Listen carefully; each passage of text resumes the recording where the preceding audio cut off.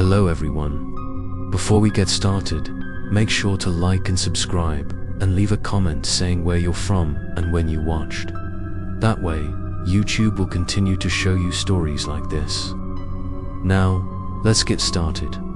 Asterisk, my apartment gradually became an invisible cage.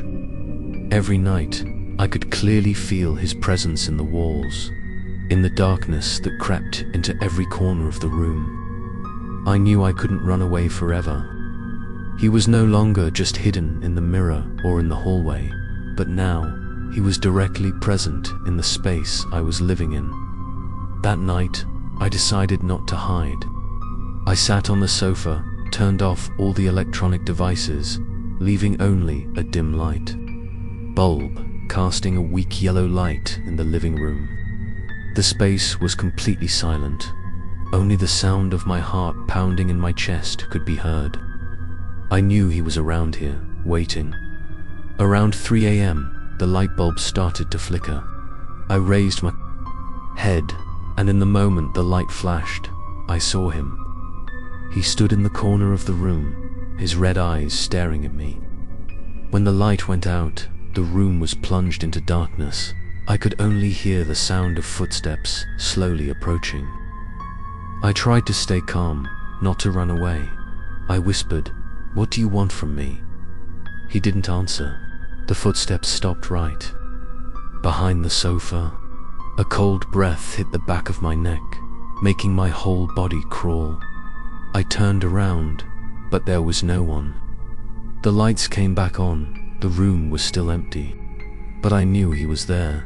He just chose not to show himself. I got up, went into the bedroom, picked up the small hand mirror that I had covered up. I held it in front of me and asked, "Do you only dare to hide in the dark?" The image in the mirror trembled, and suddenly it was not my face, but his face that appeared, pale and with a strange smile. I threw the mirror hard on the floor, shards flying everywhere. In each piece of mirror, he still appeared, his red eyes looking at me from different directions. The lights in the apartment went out again. In the darkness, I heard a whisper echo. "I have always been in your blood, Daniel. You and I are one." I trembled, my heart stopped. His words reminded me of my grandfather's name on the missing persons list.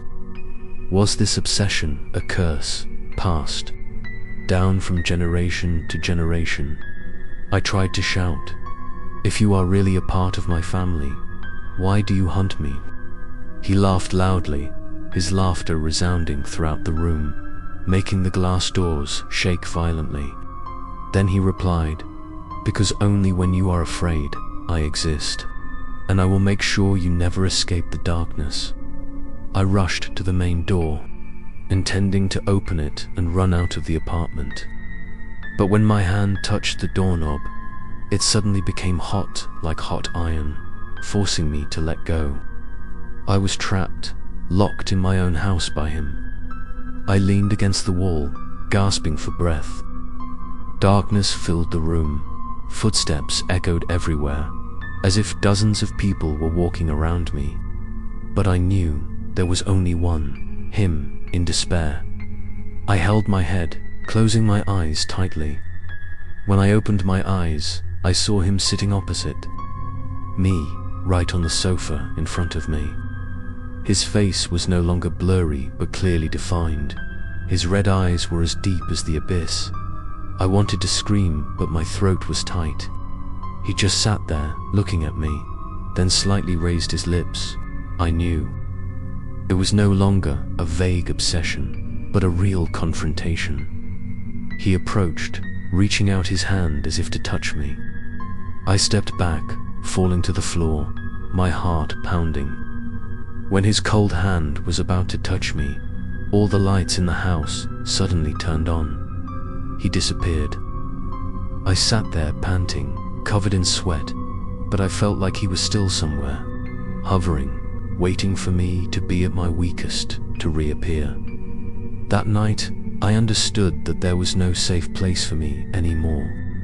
Even in my own apartment, I was still the hunted one. And if I wanted to escape him, I had to go deeper into the past. Find the true root of this curse. Stay tuned for the next episode to see what happens when I decide to leave my apartment and head to the source of all my nightmares.